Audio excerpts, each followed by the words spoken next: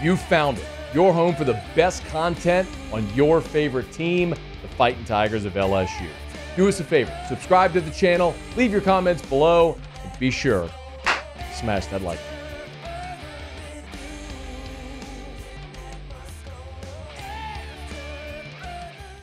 The other thing in Field Yates' mock draft that I found interesting was where he had Jayden Daniels.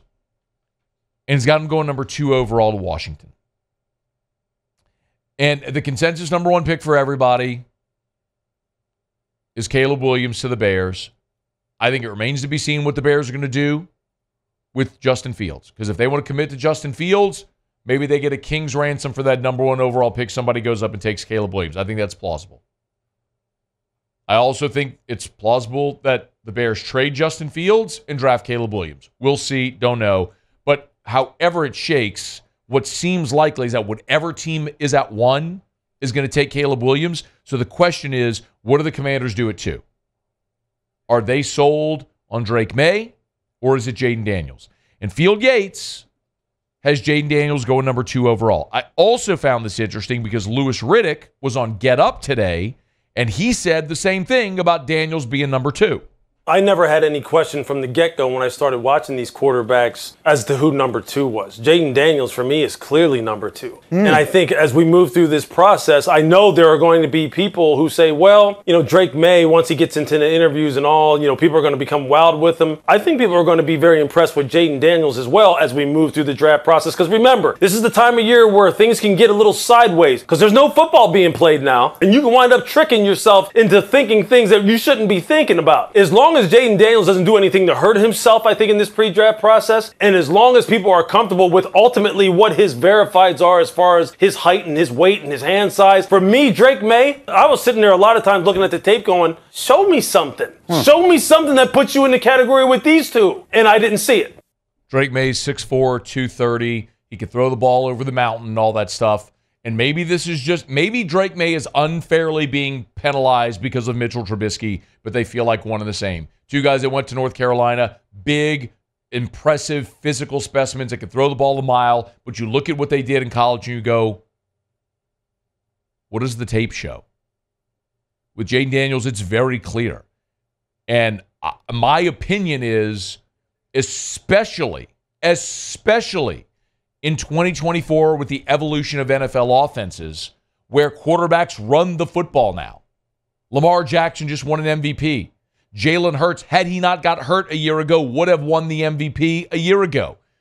The Super Bowl changed because of Patrick Mahomes running the football. I'm not saying you need to have Lamar Jackson who can run for 1,000 yards, but you got to have a quarterback that can hurt a defense with their feet. That's Jayden. Who is better than Jayden Daniels? So sometimes the tape, like you can't ignore the tape. So Field Yates is saying it. Louis Riddick is saying it. I think more and more you're going to see that trending in this draft process because Jayden Daniels is going to go to the combine. If he runs the 40, he's going to run a blazing time. His medical, of course, is going to check out. And when he sits down with these teams, they are going to be massively impressed with how mature he is. A cool kid who is not going to be influenced by money or fame or whatever comes along with it because he's always been even keeled. That's always been the narrative on Jayden Daniels. He's just a cool, collected kid. And it showed. He's never too high, never too low. And I don't know why that would change in the NFL.